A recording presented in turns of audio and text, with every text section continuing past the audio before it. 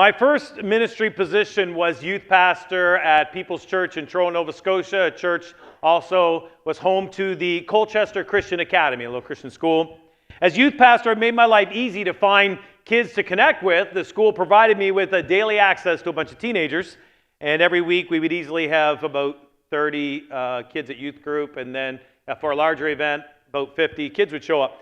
It was during this time I worked with these two young people, Nadia and Paul, pictures here.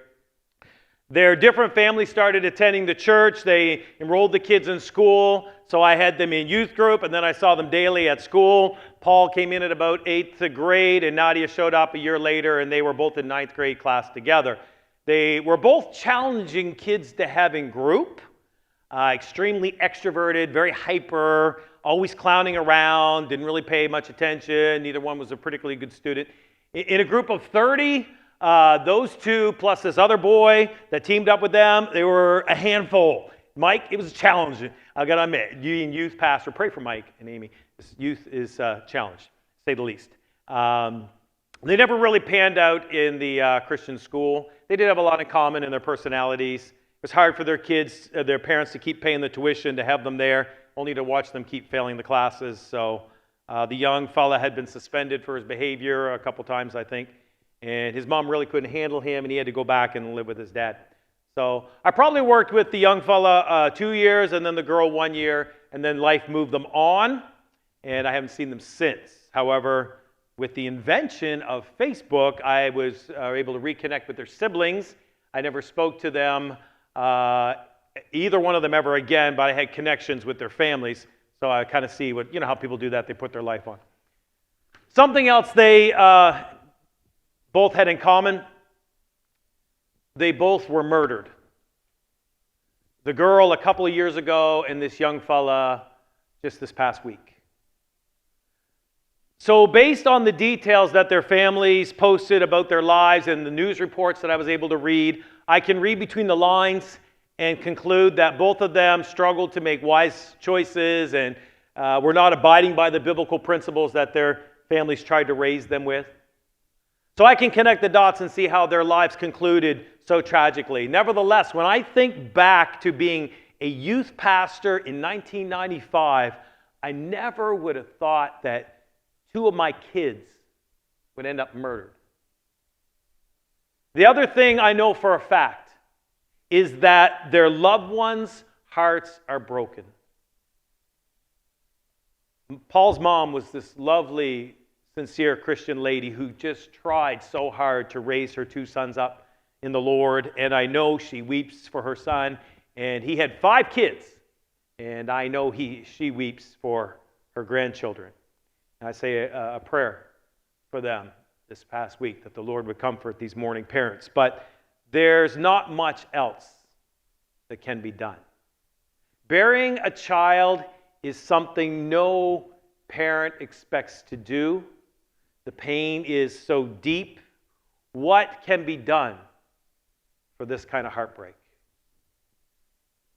Here in Luke chapter 7, picking up our study in verse 11, Jesus happens upon this very occasion. We'll continue our study through Luke 7, verse 11. Soon afterwards, he went to a city called Nain, and his disciples were going along with him, accompanied by a large crowd. Now, as he approached the gate of the city, a dead man was being carried out, the only son of his mother, and she was a widow, and a sizable crowd from the city was with her. When the Lord saw her, he felt compassion on her and said to her, "Do not weep." And then he came and he touched the coffin, and the bearers came to a halt, and he said, "Young man, I say to you, arise." And the dead man sat up and began to speak, and Jesus gave him back to his mother. Fear gripped them all, and they began glorifying God, saying, "A great prophet has arisen among us, and God has visited his people." And this report concerning him went out all over Judea and in all the surrounding district. My, what a coincidence that Jesus traveled to Nain and happened to be in town the very moment that this funeral procession was carrying this body of this young man out to be buried. This is the only mention of 9 in the entire Scriptures. It's not the setting of any other story. No other biblical character hails from this town. It's only 9 miles away from Jesus' hometown in Nazareth, but when you travel by foot, 9 miles is not a walk in the park. 9 was not a big sprawling metropolis. It's not Jerusalem. It's not Capernaum. It's small and it's out of the way. So as far as I can tell, the only reason why Jesus would go to 9 was for this very encounter. To show up at this funeral and to minister to this grieving widow. Only Luke tells us of this account, so there's no other details other than what is recorded in these few verses. And some of my observations this morning aren't necessarily written in the text, but we do a little bit of emotional hermeneutic, and we can put together what has happened here. I've been to a lot of funerals. I've performed a lot of funerals. Big ones, small ones, funerals for old people, funerals for young people. Funerals for people who have kept to themselves and weren't keen on befriending other people. These tend to be small, and in some occasions, the people who are attending these have been there out of pity for the grieving family, or even people will show up to support me as I minister.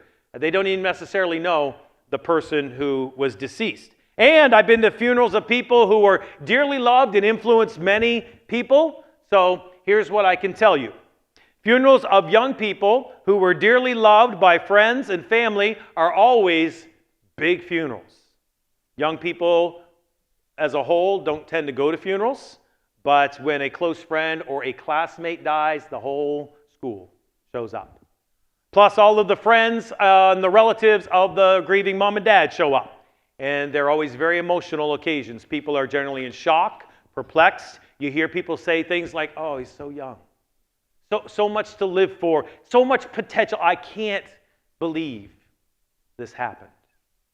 The fact that Luke notes that there is a sizable crowd at this funeral, even though it's a small town, that tells me something. This young man and his mother were respected and beloved, and everyone in town is shocked and saddened by this loss. This is not the funeral of a scoundrel who lived foolishly and brought his demise upon himself. No, I suspect he's been living in the community, taking care of his widowed mom. And that's the other thing, right? He was her retirement plan. Since she is a widow, culturally that means that he would be providing for her. She has already suffered the loss of her husband. She still mourns his loss, and now her only son is dead and gone. She is about to fall into poverty. The taxes would mount up on her land. She would not have the strength to keep it up. She would fall behind, and the Roman tax collector vultures would profit off of her hardship. So there's a great deal of heartache, and there's pain on every level for this grieving mother. Now here's something else I suspect, even though it's not mentioned in the story. I suspect this widow in her pain has cried out to God in desperation, begging him for help. She is an Israelite woman. She has been taught about the God of Abraham, Isaac, and Jacob. She has heard of the promises that he made them, his chosen people. No doubt, like everyone else, she has fantasized about how awesome it will be when the Messiah shows up. But right now, she's not thinking about any of that. Right now, all she's doing, according to the text, is she's weeping. But that means something too. The Bible reveals God's attitude towards orphans and widows. He cares very deeply about them. God commands us to protect and care for orphans and widows. Psalms 82, verse number 3, defend the poor and the fatherless. Do justice to the afflicted and the needy.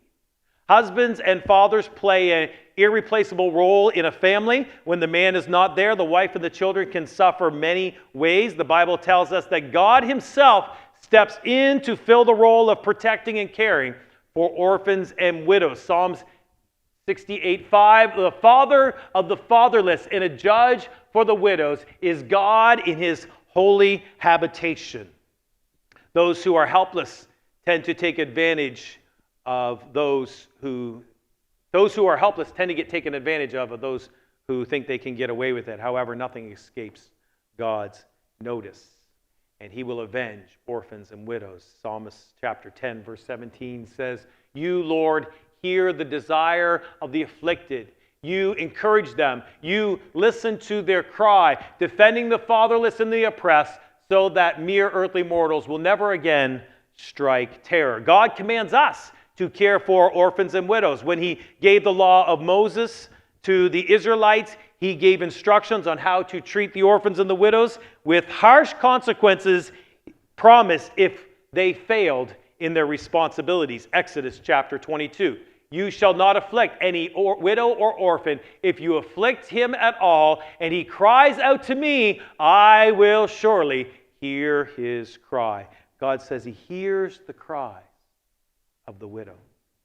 So even though it doesn't say it in this text, I think God has heard this widow's cries, and Jesus has been sent to answer those cries. Now, I also see in the details of Luke that he mentions in verse 11 a large crowd was with Jesus, and there's a large crowd at the funeral. So what is witnessed here will be testified by a great many people. But right now, it's not about that. It's just all about this widow mom. Verse number 13. The Lord saw her. He felt compassion for her, and he said, do not weep. Compassion, that's the Greek word splagnizomai.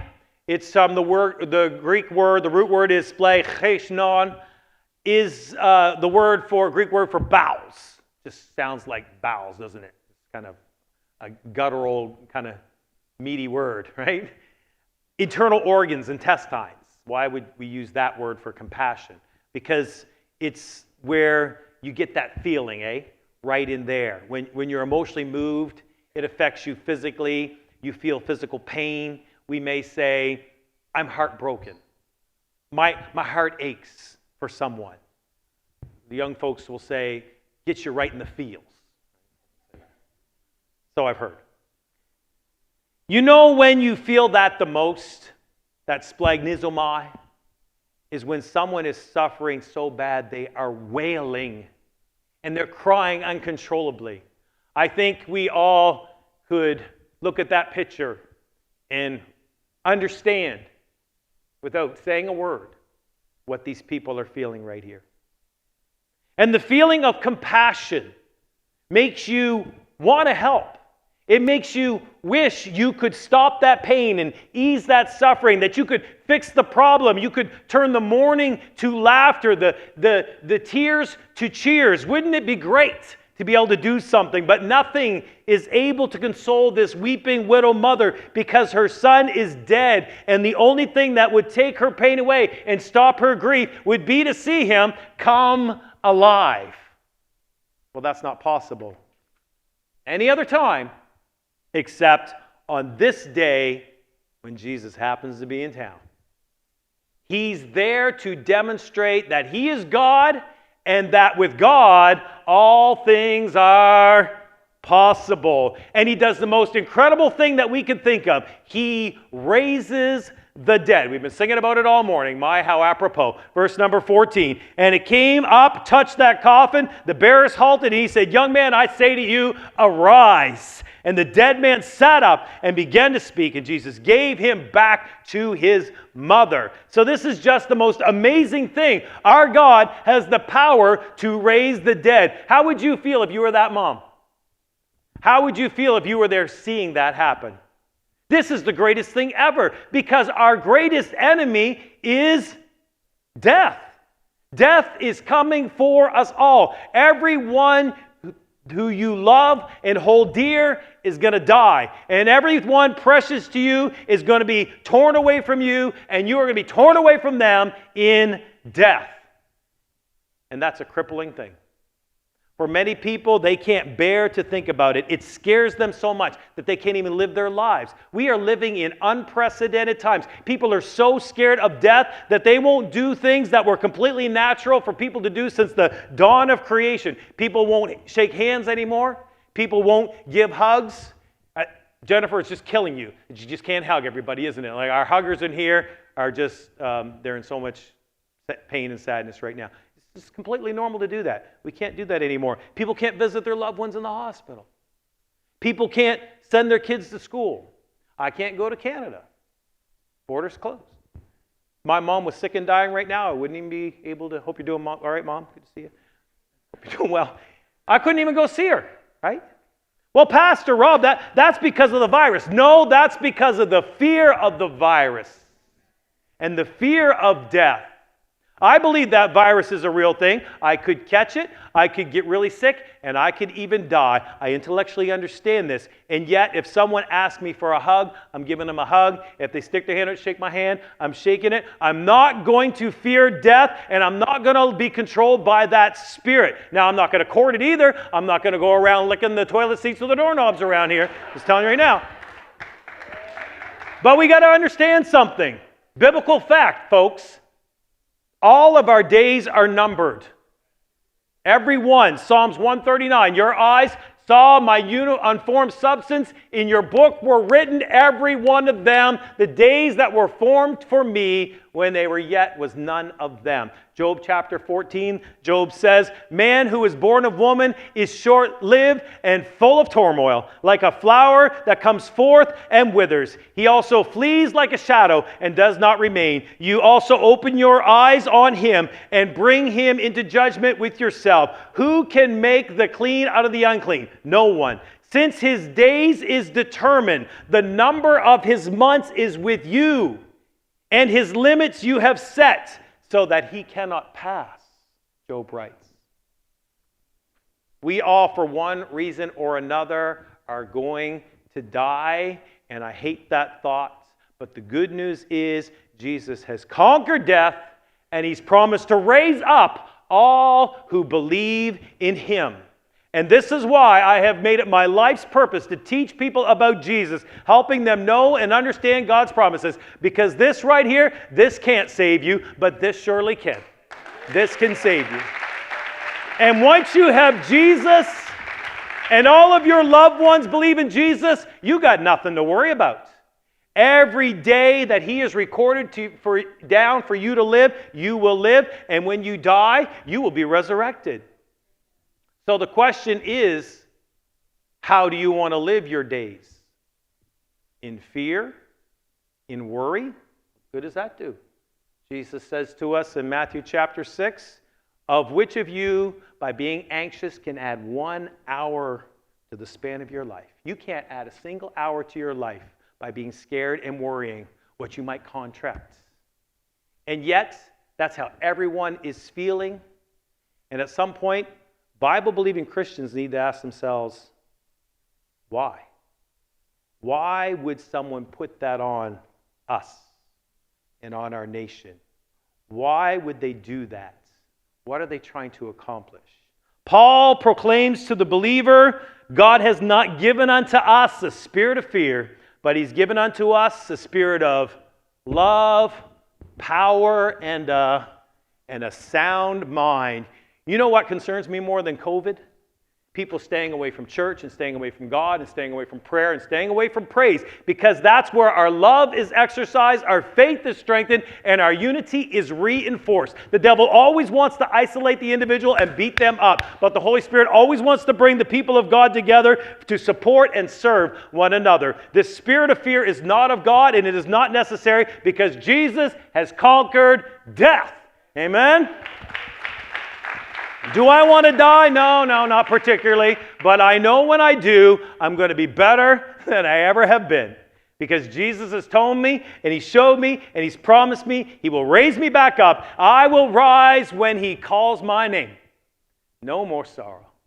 No more pain. I will rise on eagle's wings before my God, fall on my knees and rise. Hear the prophecies promised to the child of God, Isaiah chapter 61, the Spirit of the Lord is upon me, because the Lord has anointed me to bring good news to the afflicted.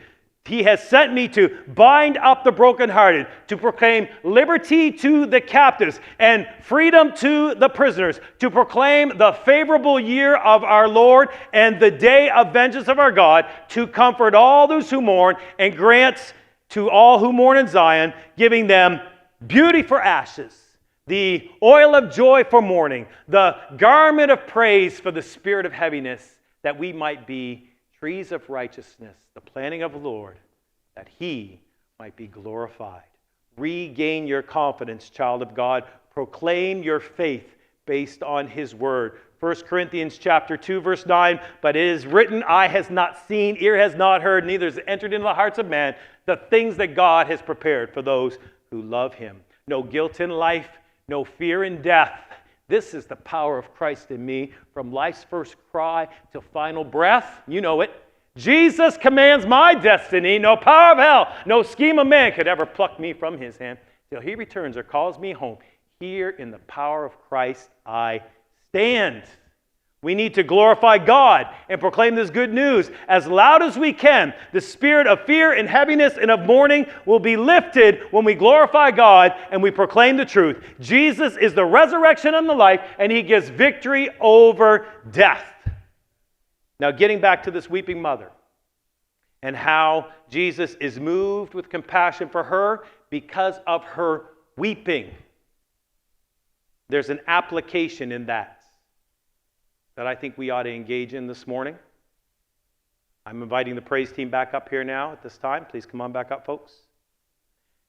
And maybe you will hate this, and maybe this will make you uncomfortable. Maybe this will offend you so much that you'll never want to come back to this church ever again. That's a chance I'm willing to take. I'm going to take a step of faith here today, and I'm going to ask you to go with me. The fear of death is not appropriate for those who trust in Jesus, but the weeping for those who have not trusted in Jesus is. The fear of death is not appropriate for those who trust in Jesus, but the weeping for those who have not trusted in Jesus, that is very appropriate. It is totally fitting and, dare I say, necessary for you to weep for your children who are unbelieving. Because if they die in this unregenerated, unrepentant state, they are lost for all of eternity. And that breaks the heart of every parent and every grandparent in here. So you know what we got to do? You know what we got to do? We got to spend some time crying out to Jesus, begging him to show compassion on our wayward children, to bring them out of darkness and the slavery of sin, to bring them back to spiritual life. They are dead in their trespasses and sin, as once so were we, but Jesus can show up and he can bring them back to life. I can't do it. You can't do it. God knows you've tried. But we believe that he can. So why not? Why not cry out? And we're going to start with the moms. I tell you something I've seen in my mother and my wife. God pays attention to mothers' prayers. So all you moms who got kids that need to be brought back to Jesus, you got to come up here and you got to cry out to God for those children's souls. We got to pray. We got to weep. There's no point in weeping for them once they're dead. Now is the time to beg for them. We need Jesus to hear these broken cries. We want God to move in the hearts and do a miracle for our families. Please, Mom, we need your cries because we need God to move and we need a breakthrough and we need some miracles. We don't need your money. We don't need anything material. We need those prayers and we need those mothers' tears. We want Jesus to come and comfort us. We want to hear him say to our loved ones, young man, rise up. Young lady, rise up. I think it's time to cut the video feed out there. For all of you at home, live stream, weep with us. Pray for your children.